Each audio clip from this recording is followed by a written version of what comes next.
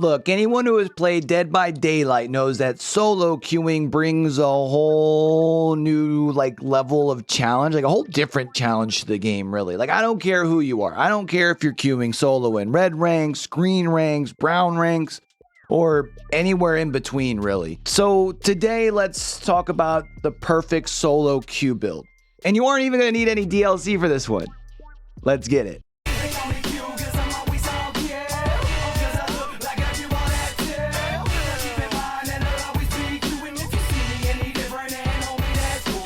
Hey, what it do, what it do, what it do? It's your boy Q, and welcome back to YouTube, Fog Dwellers. Look, now as some of y'all may know, y'all might know that your boy does indeed stream a lot of this here Dead by Daylight over on our Twitch.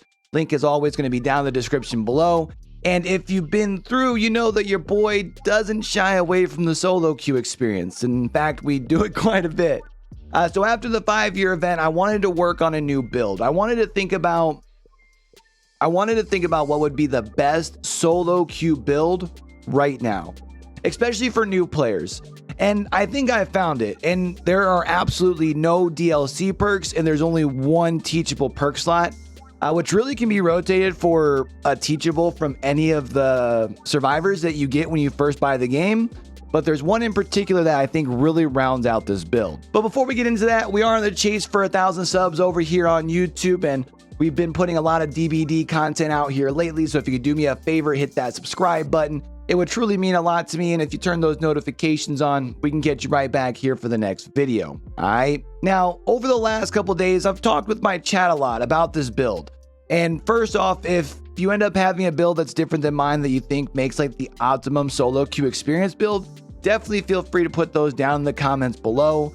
But the most important thing for me when I was thinking about this build was value. Is borrowed time a good pick in case you run into a face camping or tunneling killer? Sure. But are we going to get true value from that perk if we really think about it consistently from game to game to game?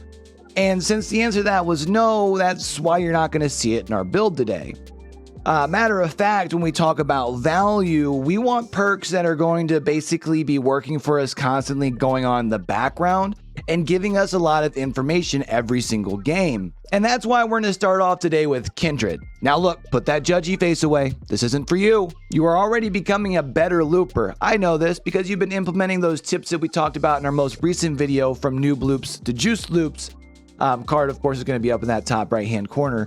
But maybe you've seen this picture in a game before. You see your teammate get put up on a hook halfway across the map from you. You keep working on your gen for about 20-25 seconds expecting someone to go get the save, and they don't. So instead, you get off your gen, you go all the way across the map, and as you're getting ready to unhook whoever it is that's on the hook, you see the other two survivors pop up out of nowhere, no gen work's getting done, and you're all just sitting there, and the killer can find you all in one corner of the map. Now, at this point, you probably kind of wish you would have stayed committed to the gen, right? Started working on that 400 seconds work of objective time. Kindred gives this information to your teammates when you're on the hook, sure, but the perk is constantly going to give you this information every time somebody is on the hook. This will allow for you to be the best teammate that you could possibly be and be as productive as possible as well, so you can get those precious escapes, which help secure those pips. If you're doing everything else right, at least, right? Now, we're going to pair that with another perk here that's going to help you be another efficient survivor as well. It's going to help you do things faster when being looked at by the killer, such as vaulting, which is going to potentially help you be missed by those swings at pallets and vaults and windows. It's going to help you unhook your teammates faster when you're being looked at by the killer, repair generators faster, and cleanse totems. Yeah, that's right. Y'all already know what I'm talking about. We're talking about that Spine Chill. Such a great informational perk that doesn't require any DLC purchases or anything like that. Don't even have to unlock it by playing any other particular character. Perk number 3, though, is an absolute no-brainer. At least for me. I have to admit that running the perk is kind of like crack. It's like Shadowborn on Nurse or Billy. Once you start running it, you really kind of feel naked playing without it. And I'm not even talking I just got out of a shower and I'm squeaky clean naked. But I just woke up in a dream where I'm at school with no clothes on type of naked. You know what I'm saying? So keep that in mind before taking your first bump of small game, because I'm not going to be responsible when it becomes a permanent member of your build. All right? Small game is huge because if you want something done right, you got to do it yourself sometimes. Now, if this is like a couple weeks after this video has been released and we've completed our upcoming Totem Hunter video, we should be seeing a little card for that up in that top right-hand corner.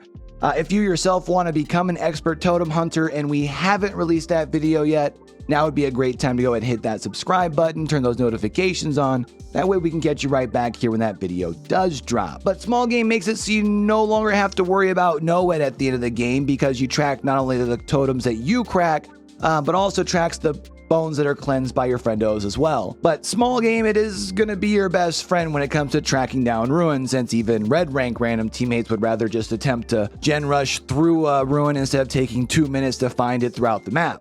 It'll also help you find Devour Hope in a bind when your entire team is exposed, and you get to deflate every single killer that you run against running NOED by removing their perk before it even gets a chance to activate. So at this point, we're getting good map awareness and the ability to work as efficiently as possible due to the duo of Kindred and Spine Chill, and we are not only breaking and preventing hex totems with small game, but we're getting 1,000 points to boldness per totem that we break as well.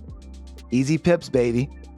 But now for the 4th slot, this is like our slot for a Teachable, and there are definitely a lot of perks that deserve like an honorable mention here. I mean, Sprint Burst, Prove Thyself, Self-Care even for newer players, Urban Evasion, Borrowed Time, Dead Hard.